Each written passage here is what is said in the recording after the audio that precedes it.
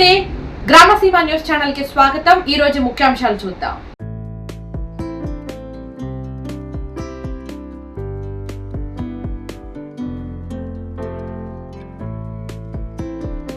ఈ రోజు రాజన్న సిరిసిల్ల జిల్లా వీర్నాపల్లి మండల కేంద్రంలో మరియు ఈ రోజు రాష్ట్ర ప్రభుత్వం కాంగ్రెస్ పార్టీ మరి పెద్దలు రేవంత్ రెడ్డి గారు బీసీల పక్షాన ఈ రోజు 42% రిజర్వేషన్ నిన్న ఆమోదించడం జరిగింది। అదేవిధంగా వారికి మా బీసీల పక్షాన మరియు మరి వీర్నపల్లి మండల ప్రజల పక్షాన రాజన్న సిరిసిల్ల నుంచి కూడా వారికి ధన్యవాదాలు తెలుపుకుంటున్నాము।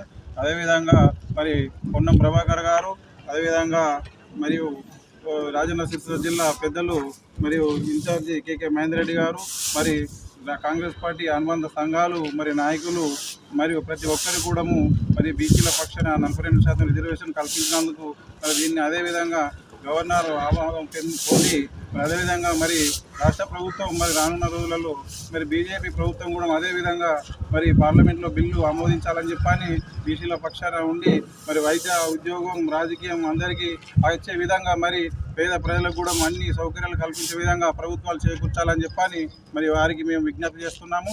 రానున్న రోజులలో ఏ ప్రభుత్వం అయితే మరి బీసీల పక్షం నిలబడి బీసీలకు మరి అండగా ఉంటుందో ఆ ప్రభుత్వాన్ని మరి ప్రతి ఒక్కరు ఆదరించాల్సిన అవసరం ఉన్నది। కాబట్టి నేను ప్రతి ఒక్కరు ఈరోజు పాల్గొని ఈనాడు రాష్ట్ర ప్రభుత్వం మరియు కాంగ్రెస్ ప్రభుత్వం రేవంత్ రెడ్డి గారు మరి బీసీల పక్షాన 42% రిజర్వేషన్ కల్పించడం మా అందరికీ చాలా శుభ పరిణామం।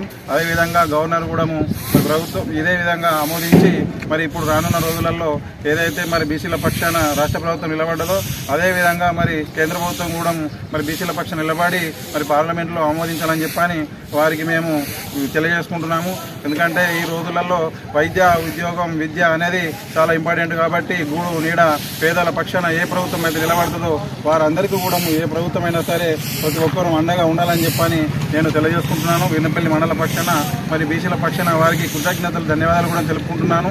మరియు మరి కాంగ్రెస్ పార్టీ పెద్దలు రేవంత్ రెడ్డి గారు అదేవిధంగా పిసిసి అధ్యక్షులు మహేష్ గౌడ్ గారు మరి అదేవిధంగా ఇన్ఛార్జ్ కేకే మహేందర్ రెడ్డి గారు మరి అందరూ కూడా కాంగ్రెస్ పార్టీ పక్షాన ప్రతి ఒక్కరికి కూడా మేము కృతజ్ఞతలు ధన్యవాదాలు తెలుపుకుంటున్నాము। పేద ప్రజలకు అండగా ఉండాలని చెప్పని మేము ప్రభుత్వాన్ని మేము పిలుపునియకుండా జరుగుతూ ఉంది। ప్రతి ఒక్కరు కూడా రానున్న రోజులలో కూడా ప్రభుత్వాన్ని ఆదరించాలని చెప్పని కూడా నేను కోరుకుంటున్నాను। పేద ప్రజలకు అండగా ఏ ప్రభుత్వం అయితే ఉంటుందో అదేవిధంగా మరోసారి కూడా కేంద్ర ప్రభుత్వం కూడా ఇదే విధంగా మేము పొడుగుతామని చెప్పని కూడా మేము తెలియజేసుకుంటున్నాము।